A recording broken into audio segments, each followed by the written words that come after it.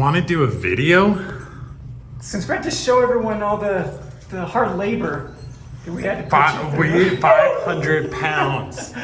500 pounds. You want to get in shape. I never did. So I just don't want to be fat. this is what over 100 boxes I can't even get it in view. look like. So what's going on with these? I just want to explain a few things about the market. I think this makes a good little market video of the new direction that Wizard of the Coast. I did an entire video. Didn't we do an entire rant video about this? Yes, I did. all the time. Like a Market Monday video or something, or I went in more detail. Anyways. How this was just such a kind of a slap in the face from Wizard of the Coast in like kind of a backhanded slap, like, ooh, we're helping you out. Move some dead product for us. So this is all coming from a sale. It's not even that great of a sale. The Wizard of the Coast has sprung on local game stores to try and do a Commander tournament. So what they're doing, and it's funny because it's not even the latest Commander deck, that's not eligible for the sale because that's still something that's selling. So it's like, yeah, I don't think, no Wobby one or March. Really? So it's it's Brothers War back to Kamigawa or New Capenna. Kamigawa. Brothers Wars is not bad because people actually want those Yeah, cards. sort of. Some of the old decks frame are kind of ones. weird. No, it's Commander decks though. Commander Oh, decks. okay. So this is Commander decks. So apparently we just hit maximum capacity of what Wizard of the Coast is flung on us, and they've overprinted all of these products. So these Commander decks, I think that they must be having like storage issues. That's my only suspicion for how they're doing these Amazon dumps, and now what I'm calling the LGS dumps. I think that, so this is the third one they've done. They did a Kamigawa draft one, and we were supposed to run like Kamigawa draft events. Ended up being like $77 a draft booster for, this shows here, weirdo. So be for weird. Kamigawa draft, but again, they didn't really announce it. There was no like publication with like, hey, go to your local game store and draft this weekend, or here's some promos that can go along with it. You're just trying to steal the show. What are you doing, Chloe? So then we had the Infinity. The Infinity, which was just such a horrible, you're like, oh, it's April 1st again. This was supposed to be released on an April 1st. Oh my God, Chloe.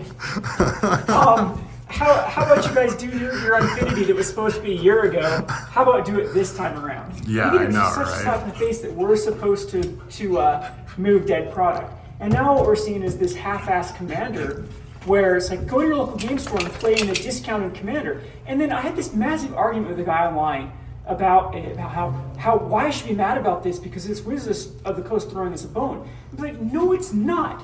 I can buy and run these Commander tournaments anytime if I wanted to. If I thought this was a good deal to take out crap blown out products and try to run a tournament for players that didn't ask for this tournament. Again, there's Commander no players don't like that. They've already bought them all. Yes, they don't care about sealed This decks. is old news. And Yes. they're getting so inbred, is what I like to call it, with these Commander products, meaning they keep producing the same cards over and over and over and over, like Canyon Slow for existence, like that land. They pick the same lands every time. They pick Revelark every time. So they have like all these Commander, like what they've considered staples, and they're all worthless at this point. And it's just not, like, it's just something that is just a horrible business model.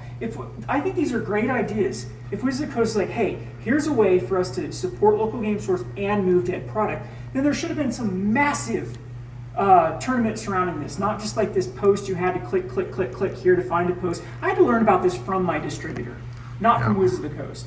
And again, it's just, this is kind of the company that has to at this point start changing, or otherwise this is what we deal with.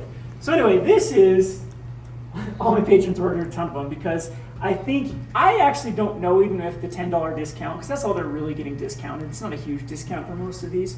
I still don't even know if they're worth it. I know that Commander decks can be profitable if you just break them down, and that's what a lot of these are. Yeah, and ended up just being broken down and sold for singles. Yeah, that's a lot of singles to deal with. Yeah, it is. But I mean, Soul Rings sell. They eventually, if you can get them all for super cheap and whatnot. But to me, it's just a very inefficient way of dealing with this excess market. And Wizard of the Coast needs to realize that its greatest competitor is its own products. It's not other games. And maybe that they just don't care because this is probably still profitable to them at this price. It's still profitable for them to just blow them out. But it's just a huge warning sign for the future with not just the player base, but with like stores Again, I had this massive argument online with someone about it. That like, what's your problem? You're getting a discount for products. I'm getting a discount for product that nobody wants, and expected to take WotC's burden for them and kind of be there. Like, they don't want us. Well, I mean, they disrespect the local game store to the point that's like, oh, we'd rather go Secret Layers, we'd rather go Amazon because that's more direct to consumer, more. And then, but now when they're struggling with this type of stuff, then now where they're saving grace, where they can, oh, let's just host a tournament for it and not really. So again, run some sort of reason for doing these events. Maybe they should have had like a, I don't know, a new Commander product to go with. Again, that would be more printing. So something has to change with this, and this is just, and how many other events have they done? Like specialty events that are current or fun, or again, just massive slap in the face. You know what this really is a response to? It's a response to like 2019, because those are like $1,200 for 4 decks now. For the sealed product. Okay, those are, I can explain that one because Wizards of the Coast has never been consistent with their print runs. No, ever. Those ones had a low print run. Yeah. The year before had a high print run.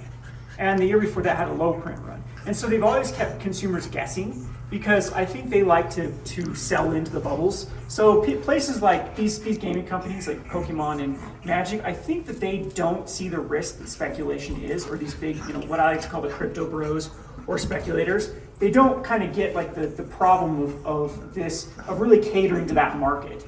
And some of the commander decks are a direct result of that, where they'll have a crappy one, and then they'll underprint one as a knock out of the park, and then next time around, then everyone speculates and buys like crazy. So again, I need to get my thoughts together without a distracting dog. It just wants attention. What else? Do we got anything new in the store? Yeah, we can take a tour of the store real quick and call this one good. I know this is kind of a discombobulated video, but I do want to talk shop every now and again.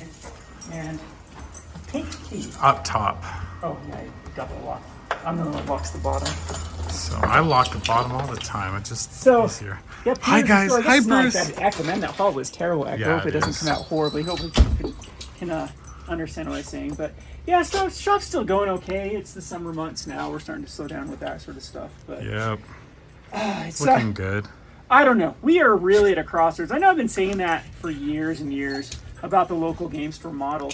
And I just don't see a good way forward as far as like making healthy margins with Magic the Gathering products. For every set, you're able to make some good money. Like, here's the catch-22. If you ever get a set that's like really good to Give sell, Bruce kisses. Then your locals or people you sell it to get so butthurt that you're selling it for decent margins. And I'm saying, like, take this board game. Here's a good board game, for example. Century Spice Road, very, very popular game. I sell it for $40 because this costs me about $22, $23 to buy. So that is what we call healthy margins. Healthy margins in a retail industry. If you look at it, that's pretty much standard across retail. Wizards of the Coast have been expecting us to work on these like 5% margins. Like, it's ridiculous. People think that paying over $100 for a booster box is highway robbery. Do you know that there is one distributor right now selling draft boosters for $97 and set boosters are like $105?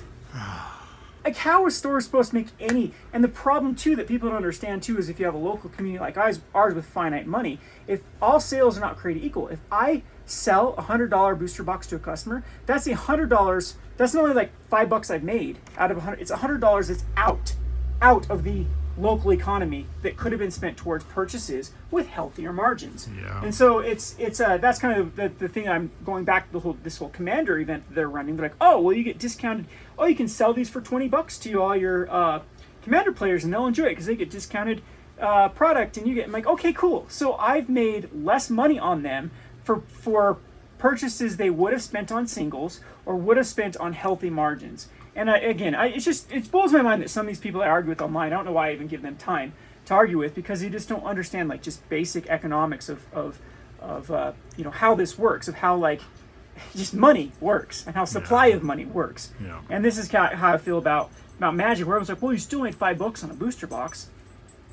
Well, at that point, I'd have to sell, 800. 800 booster boxes to pay for overhead. To make the $4,000. 800. That's a good one to make $4,000 overhead. And then what am I supposed to reinvest in that and grow the business and things like that? So I don't know. It'd be nice to just have a premium location where people aren't that, you just get that walk-in, people don't care pay for stuff, move out. But most stores have to compete with Amazon at this point, especially when you get people so butthurt when they buy a product and then go on Amazon and see that it was sold for $67, which was what happened the other day with what was it, Dominaria? Really? It was like, yeah, Dominaria collectors were dumped on Amazon for like $137. Oh my god! And so all the people we've just sold to now we're these people just robbing them, and it's just insanity at this point. So I'm glad you came to my TED Talks, my TED rants, my Kevin rants here. Hi, Buttons. Buttons is enjoying it. You good? High five. He's the chill dog. You were so cute. What's up, dude? Hi, But- how are you? We'll see how it goes.